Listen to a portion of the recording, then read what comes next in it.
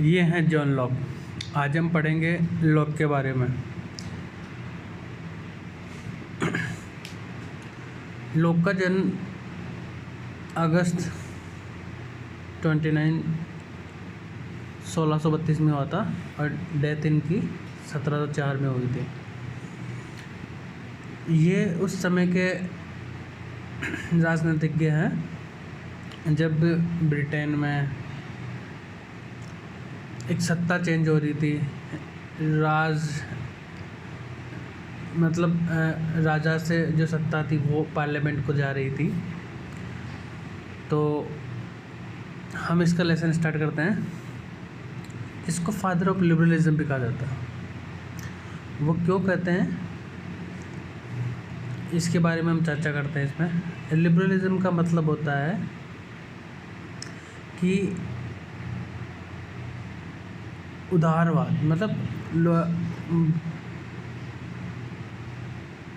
कोई लिमिटेशन नहीं होनी चाहिए लोगों के ऊपर। स्टेट लिमिट होना चाहिए स्टेट का। तो ये कहता है कि जो लिबरलिज्म है वो प्रेजेंट में जो प्रैक्टिस किया जाता है वो यूएसए में ज़्यादा किया जाता है। मतलब लिबरल जो चीज़ें हैं उसको यूएसए में ज़्यादा इम्पोर्टेंस दी जाती है। Liberalism begin as a philosophy of the capitalist. और ये बताया जाता है कि जो लिबरलिज्म है वो पूंजीवादी लोगों की फिलोसफी होती है। However, at present it is not just a political philosophy, it is way of life। कहने का मतलब है कि ये अब पॉलिटिकल फिलोसफी नहीं रही है, अब ये जीवन जीने का एक तरीका हो गया है।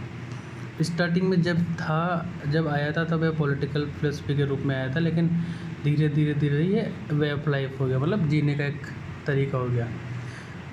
Liberalism is now associate with western civilisation.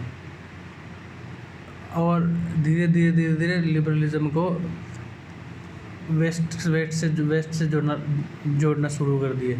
जैसे कहते हैं ना कि ये तो वेस्टर्न कल्चर है, ये तो वेस्ट से लाई हुई चीज़ें हैं, और तो वैसे लिबरलिज्म को भी वेस्ट से जोड़ दिया गया है। अभी ये पढ़ लिया हमने कि लिबरल चीज़ क्या होती है, political philosophy, way of life, western civilization versus Islamic. बाद में बाइफर्केशन हुआ कि वेस्टर्न सिविलाइजेशन और उनके बीच में एक कॉन्फ्लिक्ट चला। लिबरलिज्म फंडामेंटलिस्ट जो थे उनके बीच में भी कॉन्फ्लिक्ट चला। तो ये सब इनके विवाद रहता है। क्वेश्चन था what is political liberalism means limited.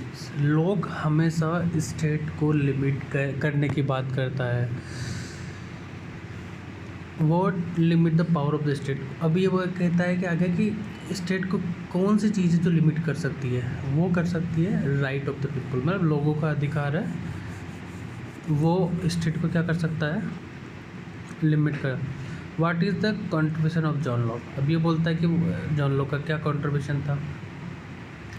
उसने बताया है कि 3 तरीके से प्राकृतिक राइट की बात की इसने। वो क्या नेचुरल राइट कौन कौन से हैं।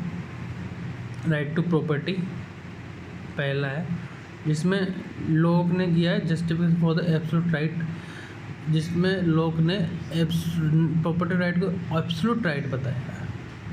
ठीक है, नेक्स्ट पेज पे चलते हैं। मैक पर्सन इससे पॉजिटिव इंडिविजुअलिज्म भी बोलते हैं कि लोग क्या है कि पॉजिटिव इंडिविजुअलिज्म है कि वो इतना एब्सोल्यूट इंडिविजुअलिज्म की बात करता है कि एक सिंगल पर्सन को भी उसने बहुत महत्वता दिया है, उसके राइट्स की बहुत महत्वता दी है। What is possessive individualism? It is a philosophy of capitalism according to which whatever man possesses is solely due to his own effort A state can not compel, कहने का मतलब है कि पॉसेसिव इंडिविजुअलिज्म का सीधा सीधा मतलब है कि सब व्यक्ति लिबरल है और सब व्यक्ति अपने राइट्स को जीने की इच्छा रखते हैं, तो उनको मजबूर नहीं किया जा सकता टैक्स देने के लिए राज्य के द्वारा, राज्य के वेलफेयर के लिए उनको मजबूर नहीं किया जा सकता। तो ये हुआ possessive individualism. A state has a minimum utility. लोग कहता है कि स्टेट को मिनिमम यूटिलिटी रखना चाहिए, स्टेट को कोई ज़्यादा मतलब नहीं रखना चाहिए, स्टेट ज़्यादा लोगों से पैसे ना ले, लोग अपने आप से हैंडल कर सकते हैं। तो ये सब लोग कहता है। According to Locke a state is a night watch. इनका सीधा सीधा मतलब ये है कि स्टेट को एज ए नाइट वॉच के, जैसे कि एक रात को एक गार्ड होता है किसी बिल्डिंग में, तो वो सिर्फ वॉच करता है केवल, उससे किसी और चीज़ों से कोई मतलब नहीं होता, वो बस सिक्योरिटी रखता है कि कौन क्या कर रहा है, कौन क्या क्या नहीं कर रहा। तो इसी तरीके से स्टेट को सिर्फ उसने बताया है कि स्टेट न तो लोगों से, लोग दे तो दे टैक्स, नहीं तो नहीं दे तो नहीं दे, तो इस तरीके से वो बात करता है। अब आ जाता है what is the role of night watchman. वो घर प्रोटेक्ट करता है। Locke is also utilitarian. Locke is also adopted the methodology of social contract. मतलब हमेशा उसने मेथोडोलॉजी जो यूज की है वो सोशल कॉन्टैक्ट की मेथोडोलॉजी यूज की है। What is the difference in the work of Hobbes. अभी डिफरेंस की बात करता है कि हॉब्स और लॉक के बीच में क्या डिफरेंस है। देखो, हॉब्स बात करता है ओरिजिन ऑफ स्टेट की और लॉक करता है ओरिजिन ऑफ गवर्नमेंट की। अब हम हॉब्स के बारे में अगले चैप्टर में पढ़ेंगे कि what is the origin of state, which type of government was propose. और वो बताता है कि लॉक किस तरह की गवर्नमेंट की बात करता है। वो इस तरह की गवर्नमेंट की अपेक्षा रखता है कि वो नेचुरल राइट और फंडामेंटल राइट को रिस्पेक्ट करे लोगों के। Hence he does not support absolute state. वो हमने पहले बात कर ही चुका है कि एब्सोल्यूट स्टेट की बात करता ही नहीं है, वो सिर्फ एक नाइट वॉचमैन की भूमिका रखना चाहिए स्टेट को हमेशा। He support limited state. He was the first person to give the theory of representative. ये इम्पोर्टेंट बात है, याद रखना है इसको। ये कॉम्पिटिटिव एग्ज़ाम के लिए भी इम्पोर्टेंट है कि रिप्रेजेंटेटिव डेमोक्रेसी, ये आपको नेट, असिस्टेंट प्रोफेसर, जो भी एग्ज़ाम होगा उसमें पूछा जाता है। The first person to give the idea of separation of power. ये पहला आदमी था जिसने जो शक्ति के पृथक्करण के सिद्धांत को आइडिया दिया था। The concept of due process law, और ड्यू प्रोसेस ऑफ लॉ भी दिया था इसने। ये सब बहुत कॉम्पिटिटिव एग्ज़ाम के लिए बहुत इंपॉर्टेंट है। Locke even give right to revolution, और लॉक ने ही राइट टू रिवोल्यूशन का सिद्धांत दिया था। Locke belong to settle phase of British. जो लॉक है वो किस इरा का, किस टाइम का व्यक्ति था, उससे उसके लिए बात करते हैं कि जब इंग्लैंड सेटल्ड हो रहा था, जब जो राजा के पास, जो किंग के पास जो सत्ता थी वो पार्लियामेंट के पास जा रही थी, और वो किंग से पार्लियामेंट के पास जा रहे थे। उसका मीन्स क्या था? क्या वो रिवोल्यूशन के द्वारा लाया गया था, क्या आंदोलन के द्वारा लाया गया था, या फिर कोई खून खराबा, या फिर कोई लड़ाई हुई थी वहाँ पे, या फिर शांति से वो लाया गया था? तो इसके बेसिस पे लॉक ने अपनी थियरी दी है कि what is the state of nature. State of nature क्या था? तो वो बताता है कि जो ग्लोरियस रिवोल्यूशन होता है 1688 में, उसे ब्लड रेस रिवोल्यूशन, कहने का मतलब था कि वो शांतिपूर्ण था। उसके टाइम में जो रिवोल्यूशन हुआ था ग्लोरियस रिवोल्यूशन। ग्लोरियस रिवोल्यूशन का मतलब सीधा सीधा वही है कि राजा से शिफ्टेड किया था पावर पार्लियामेंट के पास, तो इसे ग्लोरियस रिवोल्यूशन कहते हैं। और ब्लडलेस रिवॉल्यूशन है इसे, क्योंकि जब ये सब हुआ था तब एक भी खून नहीं गिरा था, मतलब डेथ वेथ नहीं हुई थी लोगों की। The monarchy become constitutional, Britain जो मोनार्की थी, जो राजा का, वो कॉन्स्टिट्यूशनल हुआ, संवैधानिक हुआ। ब्रिटेन बिकेम डेमोक्रेसी, और अंत में लास्ट में जाके ब्रिटेन क्या हुआ, लोकतंत्र बना। Since the witness the peaceful change he develop, उसने सब कुछ शांति से जो चेंज हुआ था वो देखा। All together different impression of human nature, और वो इम्प्रेस हुआ ह्यूमन नेचर से। जैसे होब्स ने कहा था कि स्टेट ऑफ नेचर, मतलब जो स्टार्टिंग के टाइम में जो लोगों का जो बिहेव था वो सिविलाइज नहीं था, मतलब वो पुअर थे, ब्रूटल थे, जबकि लोग ऐसा नहीं करते। सॉरी। वो कहता है कि जो स्टार्टिंग के टाइम में जो लोगों का जो नेचर था वो बहुत पीसफुल था। लोग रेशनल थे, लोग तार्किक थे, लोग सोचते समझते थे, लोग अपने भले बुरे की बात खुद समझते थे। लोगों को तार्किकता और ये सब चीज़ें आती थी। Man can live in the on, मतलब वो शांति से रह अपने आप में शांति से रह सकते। It is not that man can not live without state. इसका मतलब ये नहीं कि व्यक्ति स्टेट के बिना रह सकते हैं, नहीं। स्टेट इज़ नॉट स्टेट इतना एसेंशियल नहीं है। वो कहता है it is just instrument of convey. State इतना इम्पोर्टेंस है, लेकिन स्टेट होना चाहिए। स्टेट के बारे में लोग भी नहीं नकारता, लेकिन स्टेट सिर्फ वो कन्वीनियंस के रूप में होना चाहिए, मतलब लोगों को सुविधा हो, लोगों को कोई प्रॉब्लम ना हो स्टेट की वजह से। प्रेजेंट में तो क्या है, कई तरीके की पॉलिटिक्स होने लग गई है। स्टेट सरकार क्या करती है क्या नहीं करती है, उससे लोगों के जीवन में लोग बहुत प्रभावित होते हैं राजनीति से। The two prominent books are, इन्होंने 2 इम्पोर्टेंट बुक लिखी है। 2 treatise on the civil government, content of first treatise. In the first book he has criticised Filmer's पैट्रियार्का।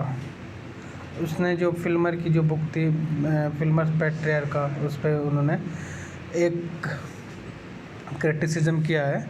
In the second book he has given his theory of limited state, मतलब दूसरी book में उसने theory of limited state की बात की है।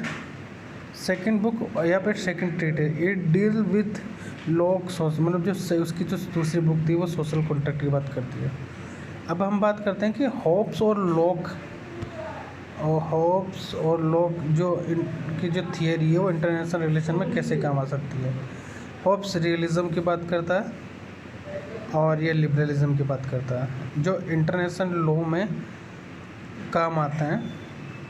और जो होब्स का जो रियलिज्म है वो नेशनल इंटरेस्ट की बात करता है, इसमें जीरो सम की बात होती है। मतलब जीरो सम का मतलब होता है कि किसी एक को नुकसान और एक को फ़ायदा होता है। और विन विन सिचुएशन का मतलब होता है कि दोनों को बराबर का फ़ायदा हो।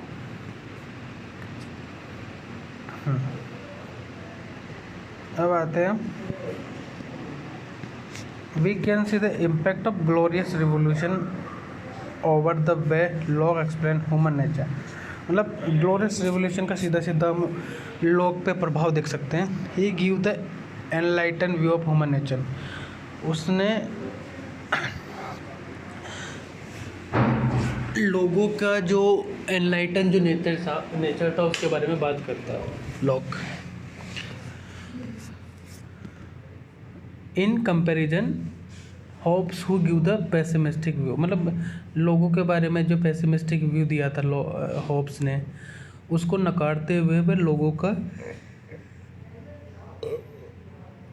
का जो नेचर है, एनलाइटनमेंट और रैशनल जो था, और उन लोग ने कहने का मतलब कि बैलेंस भी दिया है, न तो लोग अच्छे थे न ही लोग बुरे थे ज़्यादा। In Hobbes passion give dominate over reason in Locke, they are present in balance form. ये बैलेंस में in Hobbes man does not have capacity to understand the interest of other. In Locke man does have capacity to understand interest of other. मैं कहने का मतलब है कि Hobbs का जो आदमी था, हॉब्स का जो व्यक्ति था, वो कैपेसिटी नहीं रखता दूसरों को समझने का, और जबकि जो लोग का जो आदमी था वो कैपेसिटी रखता है दूसरों को समझने का, दूसरों के इंटरेस्ट को समझने का। How man understand the interest of other, कैसे समझेगा आदमी दूसरों के इंटरेस्ट को, कैसे समझे? क्योंकि अगर हॉब्स के अकॉर्डिंग, क्योंकि हॉब्स के अकॉर्डिंग तो लोगों के पास रीज़न था ही नहीं, और तो अगर रीज़न नहीं है, तार्किकता नहीं है, तो लोगों के बारे में कैसे समझेगा? और वही लोग दूसरी तरफ कहता है कि अगर रीजन होगा लोगों के पास, तो वो दूसरों के जो इंटरेस्ट है, दूसरों की जो रुचि है, उसके बारे में वो समझेगा कि दो लोग, सामने वाला आदमी क्या चाहता है हमारे से, हम उसके अकॉर्डिंग बिहेव करें या फिर वो भी हमारे अकॉर्डिंग बिहेव करे। Man does have sufficient enlightenment to understand that even when he help other and he help himself. Does man understand his freedom is where someone else freedom begin? yes, ये भी बात करता है। in the word of Locke, reason of man teach him not to harm the other in his life, liberty, health and property. What will be the implication of human nature on the state of nature? State of nature के time में हम व्यक्ति का जो nature था वो क्या था, उसके बारे में बात करते हैं। Like in description of human nature, his state of natural nature is also influenced by the globe. मतलब कहने का मतलब है कि वो इसके अकॉर्डिंग पॉजिटिविटी रखते हैं लोगों के बारे में, कि लोग किसी को ज़्यादा नुकसान नहीं पहुंचाते हैं। और reason teach man not to harm the other, the life in the state of nature is not the state of war, unlike Hobbes where the state of nature is anti social. मतलब कहने का मतलब है कि वो pessimistic भी रखता है लोगों के बारे में। Hobbes the state of nature is Locke is social, in the word of Locke it in the state of nature prevail peace, goodwill and mutual assistant की बात करते हैं। मतलब कहने का मतलब तो लोग के अकॉर्डिंग सब कुछ अच्छा था।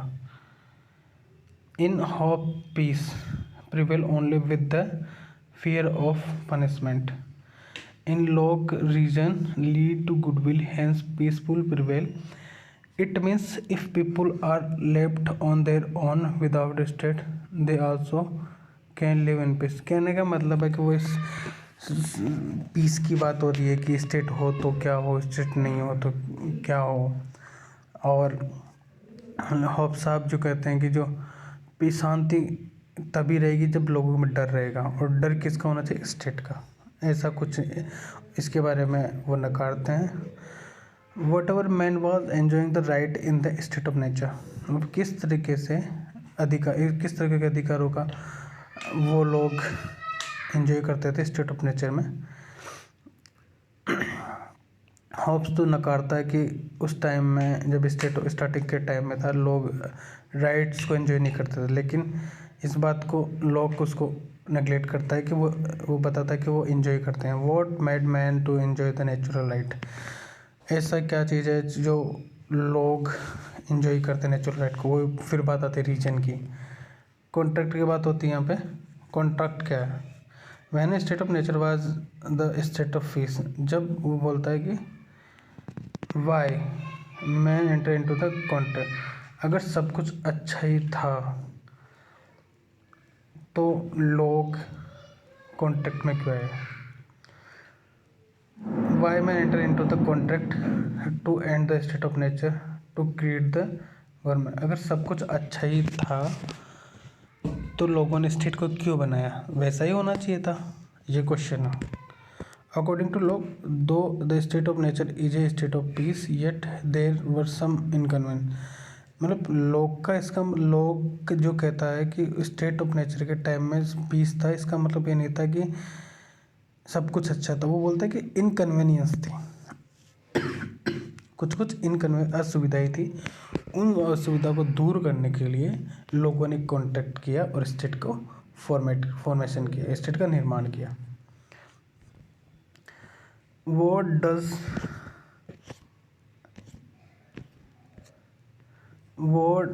state do? State remove state क्या करता है, उसको इनकन्वीनियंस को रिमूव करता है। Unlike of where the life of man is not possible in the absence of state, in Locke not only life is possible, peace and goodwill also prevail. वो कहता है कि इनमें कॉन्फ्लिक्ट होता है ऑप्स और लोक में, तो कि वो तो कहता है कि स्टेट के बिना लाइफ पॉसिबल ही नहीं है, जबकि वो बोलता है कि स्टेट के बिना लाइफ क्या, शांति और मित्रता भी प्रचलित थी उस टाइम में। Hence for Locke state is just a matter of convenience, hence Locke will not give absolute power to the state, he will give only limited power. मतलब वो स्टेट की बात करता है लेकिन स्टेट को लिमिटेड पावर देने की बात करता है, वो भी एब्सोल्यूट की बात नहीं करता। Since he give the theory of limited state, he is considered as the father of political liberalism, इसीलिए ही उसे लिमिटेड स्टेट की बात करता है और लोगों के लिए उदारवाद की ज़्यादा बात करता है, इसीलिए उसे पॉलिटिकल लिबरलिज्म का फादर कहा गया। अब what inconvenience present in the state of nature, किस तरह की असुविधाएं होती थी स्टेट ऑफ स्टार्टिंग के टाइम में, स्टेट ऑफ नेचर में। एब्सेंस ऑफ कॉमन अथॉरिटी, मतलब उस टाइम में क्या था, कॉमन अथॉरिटी की जो कॉमन अथॉरिटी थी वो नहीं थी उस टाइम में। तो होता क्या था कि जो लॉ मेकिंग जो प्रोसेस थी उस पर प्रॉब्लम हो रही थी।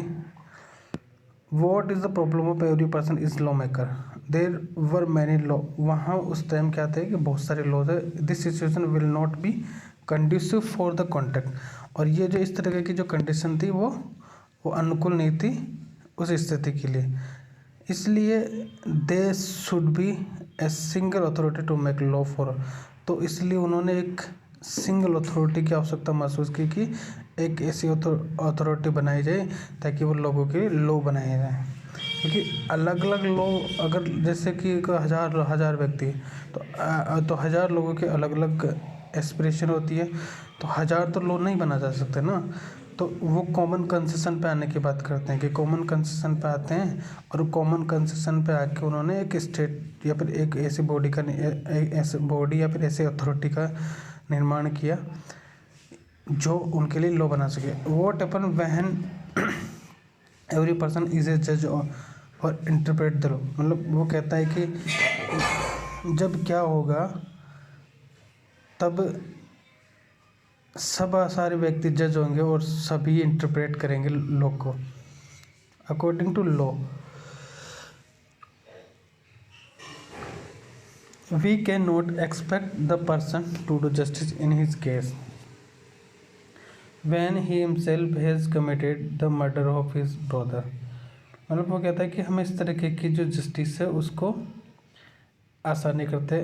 अगर जैसे मान लो हर एक आदमी इंटरप्रेट करने लग जाए, तो अगर जैसे कोई मैं ही उस टाइम आदमी होता, तो अगर जैसे मेरे भाई ने कोई मर्डर कर दिया तो उसके लिए मैं क्या इंटरप्रेट करूँगा लोग को। तो इसकी बात करें, the reason suggest that no person can be a जज इन हिज ओन केस, मतलब कहने का मतलब है कि कोई भी आदमी अपने केस में लॉयर नहीं हो सकता। रीज़न ये बात करता है, कॉमन सेंस से बात करता है, ड्यू प्रोसेस ऑफ लॉ ये बात करता है। Hence the need for common authority will force people to enter into the contract, इसीलिए उन्होंने उनको एक नीड हुई कॉमन अथॉरिटी की और कॉन्ट्रैक्ट पे है। Lock also justify the contract on the basis of common sense, तो कॉमन सेंस के बेस पे लॉक ने कॉन्ट्रैक्ट को और अथॉरिटी को या फिर स्टेट को जस्टिफाई किया। Like Hobbes, Locke is also utilitarian. अब यह बात आती है यूटिलिटेरियन की कि उसके जैसे ही लॉक भी क्या है, utilitarian. He believe that man want to live in peace for ever, मतलब वो कहता है कि व्यक्ति हैं जो हमेशा शांति में रहने की बात करता है। Though peace is prevailing in the state of nature, हम पहले बात कर चुके हैं स्टेट ऑफ, इसलिए जो स्टेट ऑफ नेचर था उस टाइम में लोगों के पास पीस थी, yet there was no guarantee that will continue, तो उसकी गारंटी बाद में नहीं थी, इसलिए इस वजह से उन्होंने भी स्टेट का निर्माण। Though man has a reason man व also has passion, it may happen that man act with passion, this will destroy the peace, hence it is better to convert the goodwill into the contract. It is also better to take insurance, thus estate is like a insurance agency. कहने का मतलब है कि state के बारे में बात करता है कि सॉरी आज बहुत थोड़ा सा गले में थोड़ी प्रॉब्लम हो रही है। Man has a reason, man क्या करता है, तार्किकता रखता है, बुद्धि रखता है, तो वो पैसन रखता है। It may happen that man act with passion, man they will destroy the peace, तो वो क्या कर सकता है, डिस्ट्रॉय को, पीस को डिस्ट्रॉय करेगा वो बाद में। Hence it is better to convert the goodwill into the contract, तो अच्छा होगा कि जो गुडविल है उसको कॉन्ट्रैक्ट में बदला। It is always better to take insurance, मतलब फ्यूचर में कुछ भी हो सकता है, उसके लिए हम इंश्योरेंस लेते हैं। तो जो कॉन्ट्रैक्ट था स्टेट का बनाने का, वो एक तरह का इंश्योरेंस माना गया था कि बाद में जाके कुछ बुरा ना हो, इस वजह से एक इंश्योरेंस माना गया। Thus state is like an insurance agency. State is the contract. Yes. In Hobbes there is a single contract. As a single contract emerge society as well as a state and government. In law there are two contract. First and second contract. First contract civil society और second contract government. अब आती है civil society की बात आती है, तो हम इसको नेक्स्ट वाले वीडियो में पढ़ेंगे। धन्यवाद दोस्तों, आप मुझे लाइक कीजिएगा और सब्सक्राइब कीजिएगा, इससे मुझे मोटिवेशन मिलेगा और आपको जो जिस भी एग्ज़ाम की तैयारी कर रहे हो पॉलिटिकल साइंस से रिलेटेड, उसमें आपको ये बहुत ज़्यादा सहायक होगा। तो प्लीज़ सब्सक्राइब करिएगा। धन्यवाद दोस्तों।